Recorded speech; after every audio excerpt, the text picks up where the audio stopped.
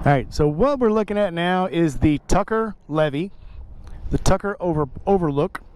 Way back there, you can see the Mississippi levee is way over there. This used to be it right here.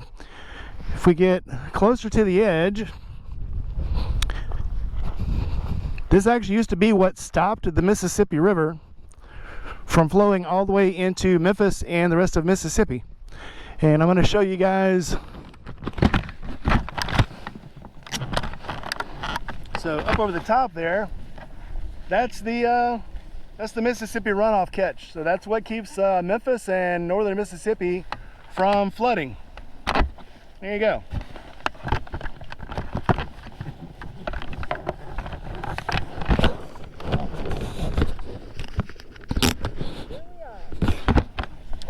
So what you're looking at here, this is Tucker Road, the Tucker Levee, or the Tucker Overlook.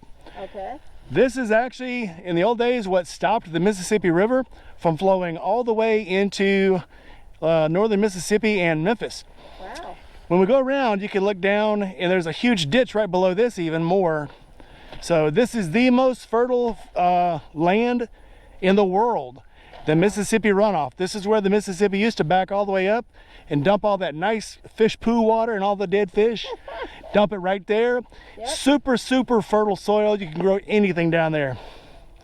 So obviously they're going to grow soybeans, rice, and corn. Of course. And if this was Oregon, they'd be growing weed down there. And doing a great job of it, I'm sure. I'm sure. Yeah. Small favors. And houses. They're growing houses over there too. They are growing houses now, yeah. So what the levee you can see now is way over there. That thing looks like a tall bunch of trees. Yeah. That's actually another levee.